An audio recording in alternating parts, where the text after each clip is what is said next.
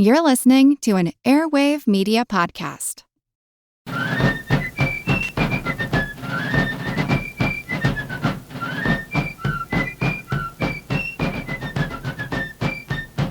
Hello, and thank you for joining the American Revolution.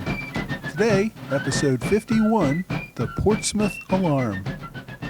As I've already discussed in past episodes, during the fall of 1774, General Gage focused his efforts to collect as much arms and ammunition as possible from New Englanders. His troops would need it, and he wanted to deny it to the Patriots. That is what sparked the powder alarm back in September 1774. Over the winter, both sides attempted to collect whatever other arms and ammunition they could. Last week, I mentioned that in October, the Privy Council, with the King's approval, banned all imports of arms and ammunition into the colonies. By mid-December, word of the ban reached the colonies, making everyone that much more desperate to grab whatever existing stocks that they could. By that time, Gage had put most of his stored arms and ammunition in Castle William in Boston Harbor, where it was safe from attack. The Provincial Congress kept its munitions dispersed in various towns far enough away from Boston where the regulars could not get to it easily. During this same time, the ministry ordered Admiral Graves to deploy 4 of his ships in Boston to sail along the New England coast and interdict any ships carrying munitions. The Patriots learned of this deployment, but feared the Navy was headed to Portsmouth, New Hampshire, to secure the munitions at Fort William and Mary. The fort there contained nearly 100 cannon as well as over 100 barrels of powder. It was one of the largest forts in New England. New Hampshire, however, had never become a military flashpoint. Over the years, the fort had fallen into disrepair, with many of its walls beginning to collapse. It was defended, if you can call it that, by a garrison of 6 soldiers, all of whom were on invalid duty. The Patriots feared the British Navy might be moving to secure these weapons and munitions before they fell into Patriot hands. So Paul Revere rode on horseback through the snow to warn the Patriots at Portsmouth, arriving on the afternoon of December 13th. Revere needed to find his contact in Portsmouth, Samuel Cutts, the head of the local committee of correspondence. By luck, Revere found Cutts in town almost immediately after his arrival and gave him the papers from Boston warning of the raid. Cutts attempted to assemble the committee to discuss a response, but it was already evening. Getting everyone assembled at that late hour would be impossible. So they sent word out for a meeting the following day. Still, several members of the committee decided they needed to take quick action. They began to alert the militia to assemble the following day as well. Of course, none of this remained a secret. A Tory informed Royal Governor of New Hampshire, John Wentworth, of Revere's arrival and the activities of the local Patriots. Now, Governor John Wentworth was a New Hampshire native. His grandfather had been the first lieutenant governor of New Hampshire. John became governor in 1766 after his uncle, Governor Benning Wentworth, retired. You may remember Uncle Benning as the governor who sold all those questionable land claims in what eventually became Vermont and nearly started a war with New York. John had graduated from Harvard College, where he had become friends with his classmate John Adams. As an appointed royal governor, though, Wentworth had to serve as a representative of the king's interests. When the governor learned that the Patriots might be considering an attack on Fort William and Mary, Wentworth sent a note to the commander of the fort warning him of a possible raid. He also immediately dispatched a letter to General Gage in Boston informing him of the situation. The next morning, Wentworth tried to call out the militia to protect the fort and suppress any Patriot attack. He discovered that most of the militia would not turn out to suppress the attack because they were participating in the attack. As a result, the handful of British regulars in the fort were on their own. Now, the estimated numbers of militia who turned out for the Patriots are vague and varied, but a good estimate seems to be about 400 armed militiamen. John Langdon, a merchant ship captain, took command of the force. Now, Langdon would go on to have a successful career in politics, but at this time he had done relatively little to stand out. The militia gathered even as the Patriotic Committee of 45 was still attempting to gather and decide on a policy.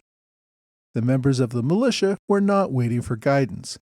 They feared the British Navy might arrive at any moment. They needed to strike quickly to ensure success. Captain John Cochrane commanded Fort William and Mary. Now, Cochrane was regular army, but had been born in New Hampshire, and the command at his fort consisted of a force, as I said, of 5 soldiers. Now, 400 militiamen against 6 defenders does not seem like much of a fight, but 6 men with loaded cannon behind stone walls could do a lot of damage before being overrun. Cochrane's men armed themselves, loaded their guns, and prepared to defend the fort. To me, the actual attack on the fort seems ridiculously amateurish on both sides. The assembled Patriots received a warning from the colony's Chief Justice that they were committing treason and should cease and desist immediately. After they finished laughing at him, the soldiers moved on to the fort. To avoid having to commit to an all-out assault on the fort, several men attempted to enter the fort that morning.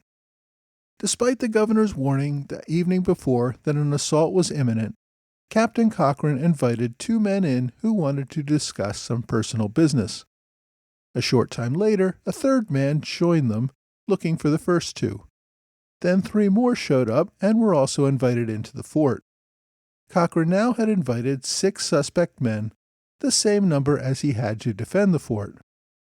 Now, the fort was a really out-of-the-way place, and Cochrane did not regularly receive visitors, so you would think this would have raised suspicion, especially after the governor had warned him about this the night before. It's not clear exactly when Cochrane suspected these men were up to no good, but certainly by the time his wife came into the room, whispered to him that he was being betrayed, and quietly handed him 2 loaded pistols. Still not ready to leap to action, Cochrane walked outside with the men individually to question them. While doing so, he allowed 3 more strangers to enter the fort, making a total of 9 now. At this point, one of the men, Robert White, actually admitted to Cochrane that they were there to seize him and take the fort.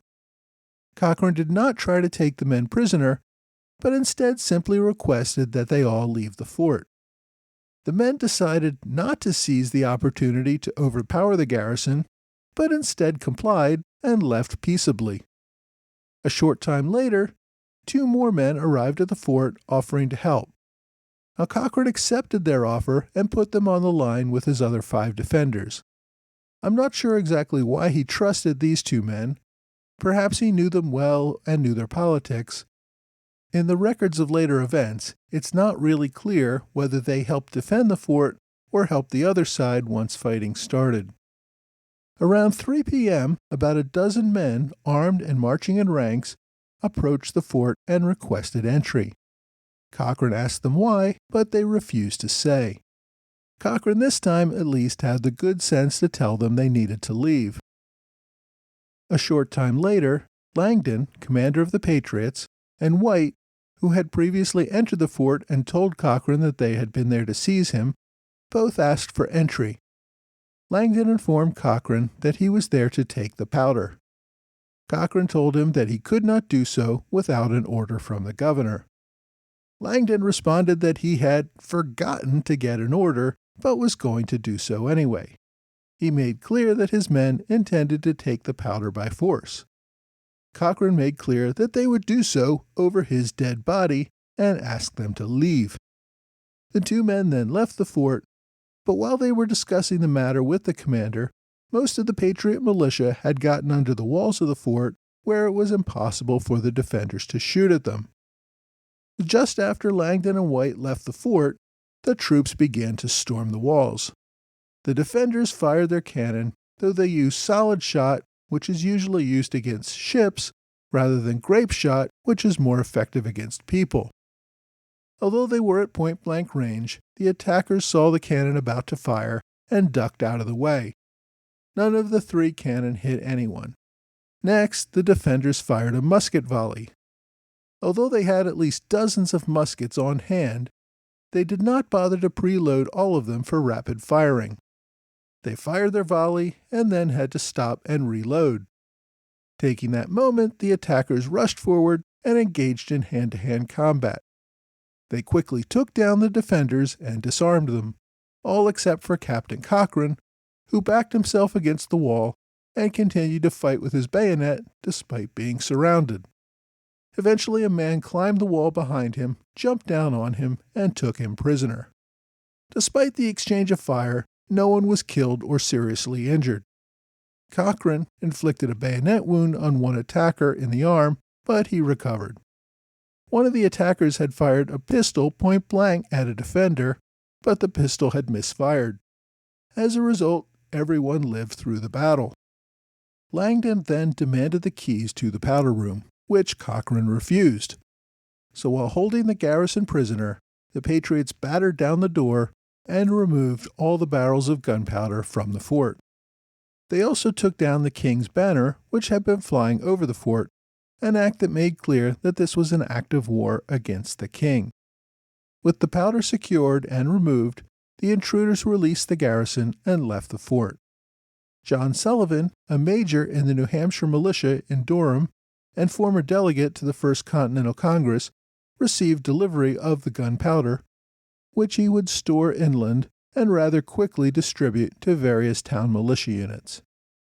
So by the evening of December 14th, Governor Wentworth had received a report on the raid. The following morning, he ordered his loyal militia officers to enlist or impress 30 men to reinforce the fort. Since the raiders had already taken what they wanted and left the fort, this action really seemed like too little too late. As it turns out, though, it was really just too little. After Sullivan had received the note about the raid and the delivery of the barrels of gunpowder, he collected about 40 of his local militiamen and came down to Portsmouth himself to get a better idea of what was going on. Since Sullivan had received his militia commission from the governor, Wentworth assumed that he had come to support the royal government and called on him for a conference. Sullivan told the governor that he had heard that the regulars were coming to take all the munitions from the fort, and that he understood the previous day's raid was a justified action to protect the colony's gunpowder. He further informed the governor that hundreds more militiamen were coming to town to return to the fort and confiscate as many artillery pieces as they could carry. He did not tell the governor that he personally had received and stored the gunpowder seized from the fort the day before. Wentworth told Sullivan that the rumor of British troops coming to seize munitions was, quote, a wicked falsehood, end quote, and ordered Sullivan to go out and disperse the gathering Patriot militia. Sullivan quickly figured out that he was going to be forced to pick a side. He could either obey the governor and be labeled a Tory, or he could side with the Patriot militia and risk being hanged as a traitor. At first, Sullivan equivocated. He told the governor he would speak with the militia and see what he could do to resolve the situation. He carried the governor's message that the British were not coming to take the fort's munitions and tried to broker a deal to prevent any prosecutions for the previous day's attack.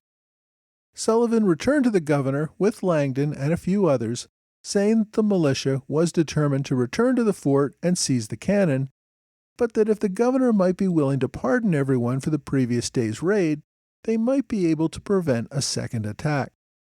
Wentworth did not see any way he could pardon a military attack on the king's forces without losing his job and possibly being prosecuted himself for aiding in this act of war against their own government. As the afternoon turned into evening, the militia officers and men debated their next action. Now, some argued that the powder raid was justified because the colony had purchased the powder. The regular army had supplied the cannon, meaning the colony had no right to them. Opponents of the raid also pointed to Governor Wentworth's continuing assurances that the Navy was not coming to seize the weapons. But on the other side, people argued that this was not a question of property rights. It was about who had the weapons when war inevitably started. Also, the few hundred men who engaged in the powder raid the day before might be subject to charges of treason. Another raid would make sure that everyone in the colony would share responsibility together in their opposition. They would not allow the few men involved in the previous day's activities to take all the heat in a prosecution. Some of the militiamen who had come to Portsmouth refused to go along and returned home. But for every man who left, several more arrived every hour to increase the numbers of men who favored a raid. By early evening, over 1,600 soldiers from New Hampshire and Massachusetts were calling for a second raid on the fort. None of the militia seemed to be inclined to support the governor or go to the defense of the fort. Even Wentworth's call that morning to recruit a mere 30 men for defense apparently had failed.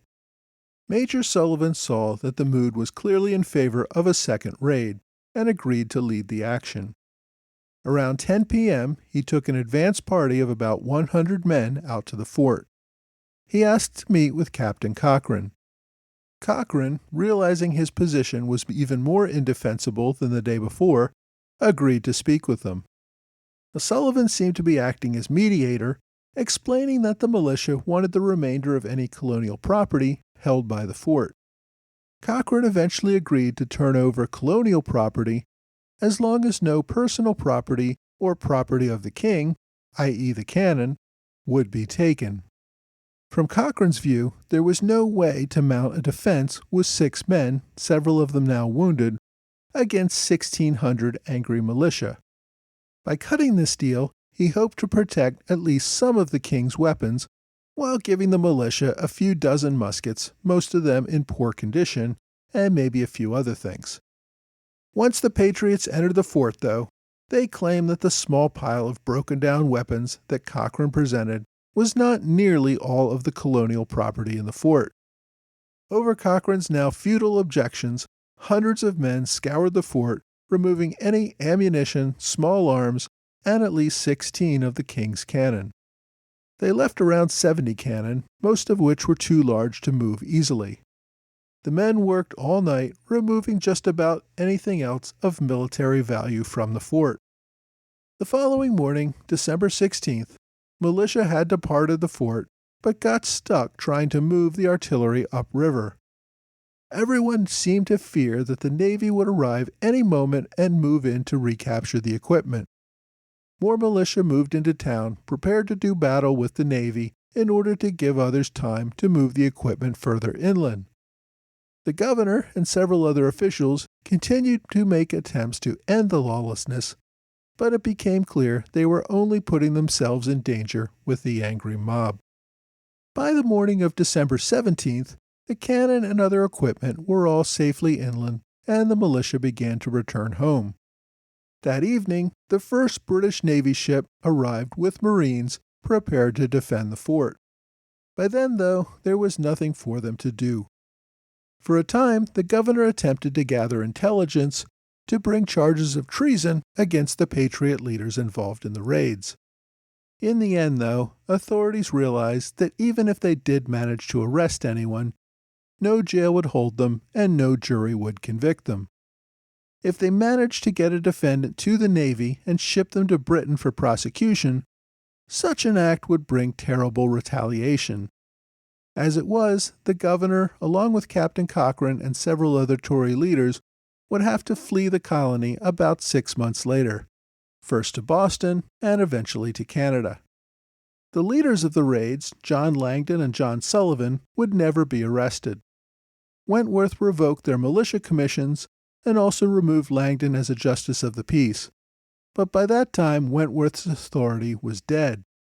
Both men continued to work on behalf of the Patriots, leaving a few months later to serve as delegates to the Second Continental Congress. Both would have successful military and political careers during and after the Revolution. Long after the war, in 1808, the government renamed Fort William and Mary to be known as Fort Constitution. Today, the same fort is part of a state park. I should also note that other colonies, also receiving word in December that Britain was banning munitions imports, also made efforts to secure existing stockpiles. Rhode Island colonists stripped Fort George in Newport of its munitions. Similarly, Connecticut colonists secured a battery of cannon in New London. Neither of these incidents involved armed confrontation as we saw in Portsmouth. It was clear, though, that all of New England was arming for a full-scale rebellion. Next week, General Gage sends the regulars to Salem to seize Patriot weapons.